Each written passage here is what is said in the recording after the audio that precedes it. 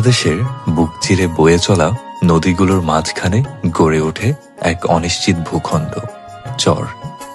বাংলার রূপবৈচিত্র্যের আজকের ভিডিওতে দেখাবো জামালপুর জেলার সরিষাবাড়ি উপজেলার ঝিনাই নদীর বুকে জেগে ওঠা চর ধারাবর্ষা।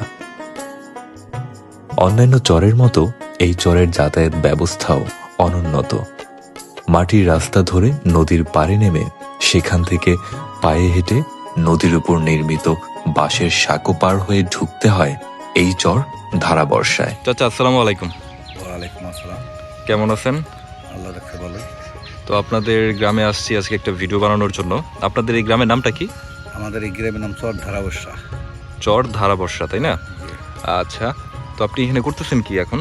এখন এখানে ওয়া কাটতেছি, আপনাদের দেখে আমি এখানে চলে আসছি। ও আচ্ছা, আপনার জমি কোনটা? আমার জমি কাছার উপর আর কি, মানে ওই পাশে বলতে এই উপরে উপরে উপরে উপরে। ও আচ্ছা, নদীর ধারে। তো আপনার জন্ম থেকে এখানে বসবাস? এই জন্ম থেকে আমার এখানে বসবাস। নদীর বুকে গড়ে ওঠা এই চরগুলো নদীর ওপরই নির্ভরশীল। গবাদি পশু ধোয়ানো, গৃহস্থালী কাজ কিংবা গোসল সবকিছুই করা হয় নদীর পানি দিয়েই। পলি জমতে জমতে চরের গড়ে ওঠা, তাই চরের মাটিগুলো বেশ উর্বর। এখানে চাষ হয় নানা রকম শাক ও সবজি। আমরা এইমাত্র আমাদের পেছনে যে বাঁশের তৈরি নির্মিত সাঁকোটি রয়েছে সেটি পার হয়ে চরের মূল অংশে প্রবেশ করলাম। এখন হাঁটছি গ্রামীণ একটি মেঠো পথ ধরে। তো আমার হাতের ডান পাশে মিষ্টি আলু চাষ হচ্ছে, আর আমার হাতের বাম দিকে কিছুদিন আগে সম্ভবত ভুট্টার চাষ হয়েছে এবং সেগুলো ফলন তুলেও ফেলা হয়েছে। তো আমরা যাচ্ছি চরের আরও গহীনে। তো চলুন দেখা যাক আর কী কী অপেক্ষা করছে আমাদের জন্য।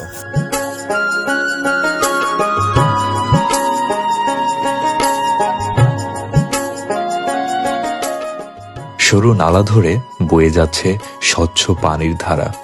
তপ্ত রোদে মাঠের ফসলের পানির চাহিদা পূরণের জন্য এই ব্যবস্থা। সময়টা ফেব্রুয়ারি মাসের শেষ দিকে। এই সময় আসলে বৃষ্টিপাত হওয়ার তেমন কোনো সম্ভাবনা নেই। আর এই সময়টাতে এই যে বিস্তীর্ণ মাঠ দেখছেন, ফসলি জমি দেখছেন, এই জমিগুলোতে পানি সরবরাহের একমাত্র ভরসা হচ্ছে এই যে পানির পাম্প। এই পাম্প থেকেই মূলত এই সম্পূর্ণ যে ফসলি জমিগুলো রয়েছে এখানে পানি প্রবাহিত হচ্ছে, পানি দেওয়া হচ্ছে।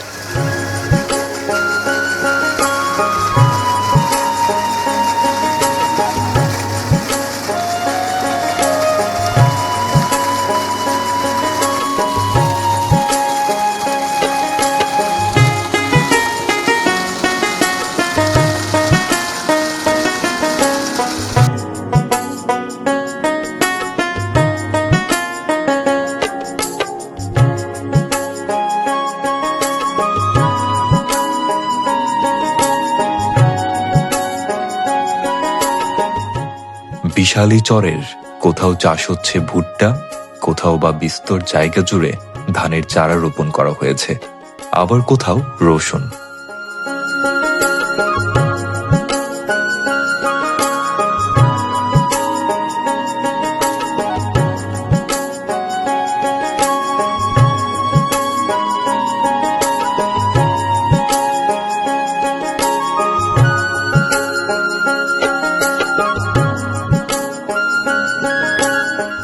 সুন্দর এই বেগুনি ফুলগুলো আসলে তিসি।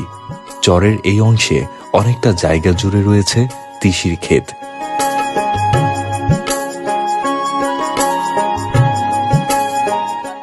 চরাঞ্চলের এই মানুষগুলো জীবন ধারণের জন্য কঠোর পরিশ্রম করেন। এই তপ্ত রোদে দাঁড়িয়ে থাকতে আমাদের কষ্ট হচ্ছিল, আর তারা ঠিকই করে যাচ্ছিলেন তাদের কাজ।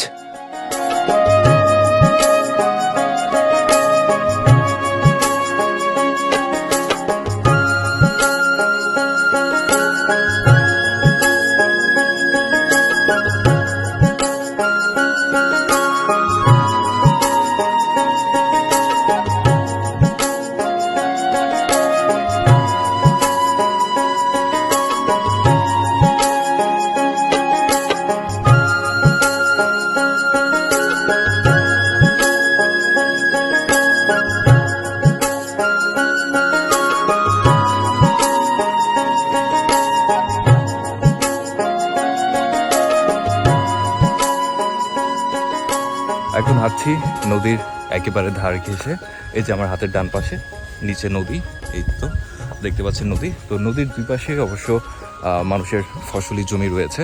তো আমরা যাচ্ছি আরও ওই যে দূরের ওই দিকে, কারণ ওইখানটাতে দেখলাম যে বেশ কিছু মানুষ তারা মাঠে কাজ করছেন।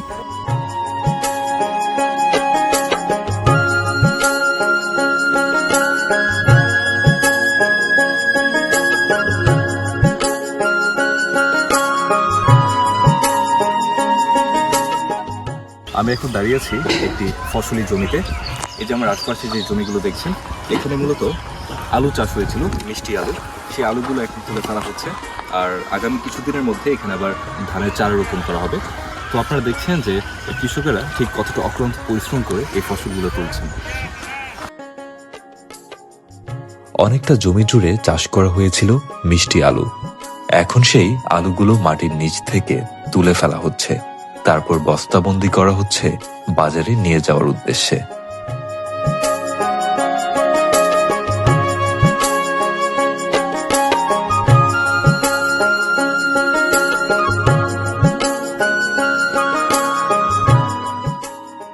সারাটা দিন এই চর ধারাবর্ষায় ঘুরে একরাশ মুগ্ধতা নিয়ে শেষ করছি আজকের ভিডিও। দেখা হবে খুব শীঘ্রই অন্য কোনো গ্রাম কিংবা চর থেকে। সে পর্যন্ত সবাই ভালো থাকুন, সুস্থ থাকুন। খোদা হাফেজ।